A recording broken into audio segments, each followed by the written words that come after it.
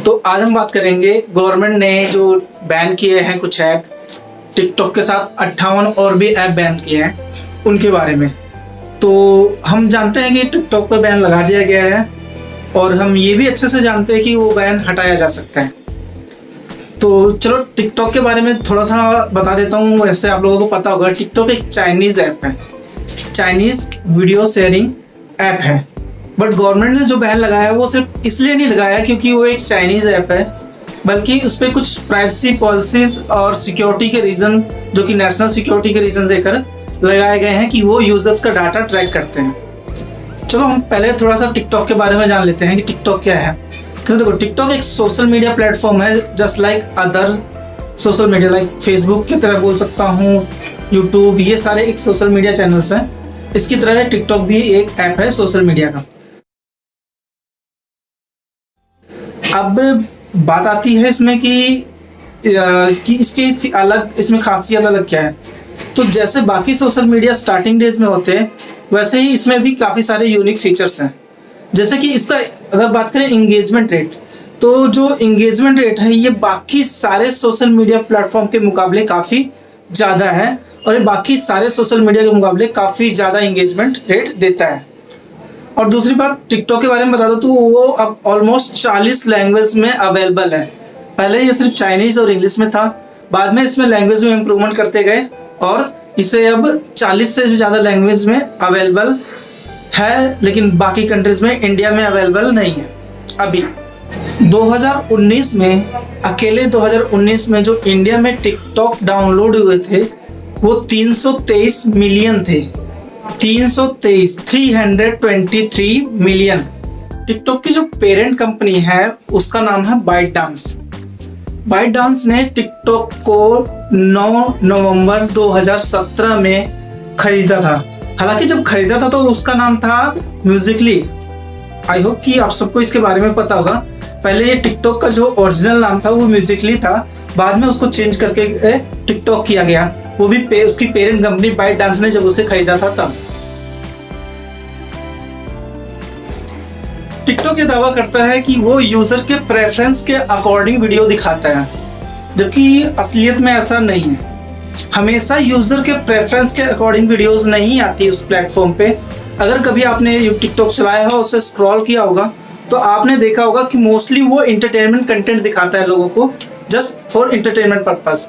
यानी कि उसमें जो आपको दिखाया जाएगा वो काफ़ी इंटरटेनिंग वाले जो कंटेंट्स होते हैं, मजाकिया कंटेंट, वो भी कुछ सेकंड्स की। हालांकि टिकटॉक फेमस ही इसीलिए है कि वो कुछ सेकंड्स की वीडियो को क्रिएट करने का ऑप्शन देता है। ऐसा पहली बार नहीं हुआ है कि टिकटॉक इस अपने प्राइवेसी पॉलिसी को लेकर सवालों में आया है। इससे पहले भी दिसंबर 2019 यानी कि पिछले साल डिजिटल राइट ग्रुप जर्मनी ने इसके प्राइवेसी पॉलिसी के ऊपर सवाल उठाए थे और इसके ऊपर काफी लंबी बहस भी चली थी। टिकटॉक ऐप यूज करने के लिए आपको कई सारे परमिशंस को अलाउ करना पड़ता है, यानी कि वो उन चीज़ों पे एक्सेस मांगता है आपका जो आपकी पर्सनल इंफॉर्मेशन होती है, जैसे कि आपकी यूज़र आईडी हो गई, आपका आईपी एड्रेस हो गया, आप कौन सा नेटवर्क यूज़ करते हैं ये हो गया, आपकी और भी अंदर कई सारी फाइलों का वो एक्सेस मांगता है, जिससे वो यूजर्स का इंडिविजुअल डाटा ट्रैक भी करता है और उसके अकॉर्डिंग, हालांकि वो ये बोल के लेता है कि मार्केटिंग पर्पज से, बट इसका यूज़ कहाँ कहाँ किया जाता है इसको मैं आगे की वीडियोज़ में बताऊँगा और एक कैसे लिंक है ये भी बताऊंगा। फरवरी में रेडिट के सीईओ ने इसे एक जासूसी ऐप कहा था। हालांकि इस चीज को लेकर काफी बवाल भी हुआ था कि उन्होंने ऐसा क्यों कहा था, जिसके ऊपर उन्होंने कई सारी क्लैरिफिकेशन भी दी थी और उन्होंने बताया था कैसे इसे इजीली एक्सेस किया जा सकता है या इसको हैक किया जा सकता है।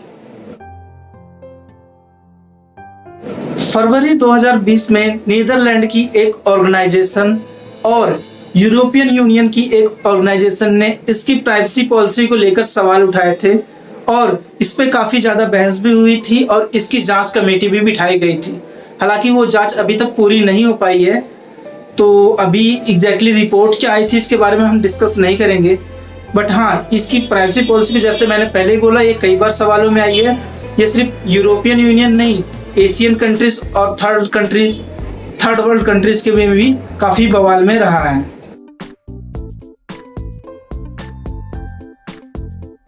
सात नवंबर 2016 को चाइनीज पार्लियामेंट में एक बिल पास किया जाता है जिसका नाम होता है चाइनीज इंटरनेट सिक्योरिटी लॉ। ये बिल में बताया गया था कि किस तरह से गवर्नमेंट किस कंपनीज का डाटा कैसे नेशनल सिक्योरिटी के पर्पज से एक्सेस कर सकती है। हालांकि ये जो एप्लीकेबल हुआ था 1 जून 2017 से।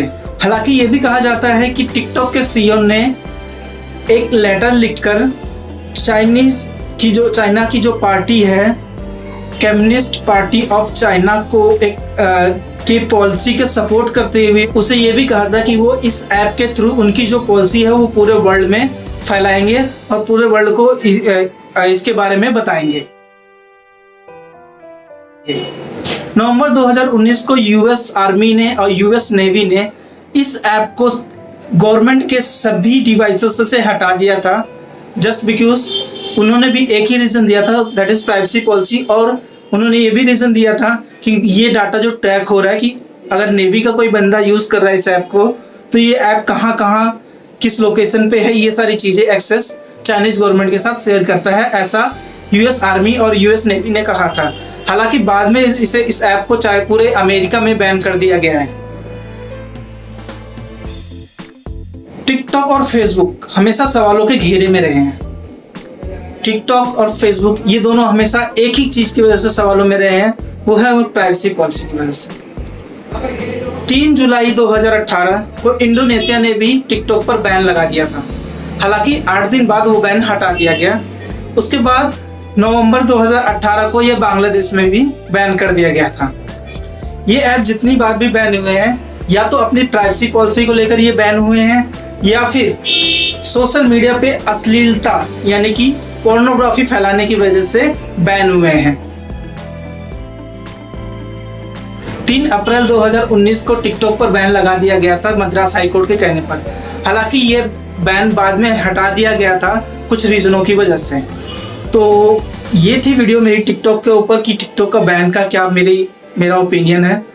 मैं अब आप लोगों का ओपिनियन जानना चाहता हूँ। मेरा ओपिनियन से इतनी सारी प्राइवेसी पॉलिसी जब तक कंपनीज ये तसल्ली नहीं देती कि हाँ प्राइवेसी पॉलिसी ब्रीच नहीं होगी या सिक्योरिटी इंटरेस्ट नहीं आएगा तब तक इन पे बैन नहीं हटेगा। तो ये मेरी राय है कि हाँ अच्छा किया अगर सिक्योरिटी की वजह से बैन लगा रहे हैं, बट आप अपनी राय बता सकते हैं कि जो टिकटॉक पे बैन लगाया है वो अच्छा किया है या नहीं।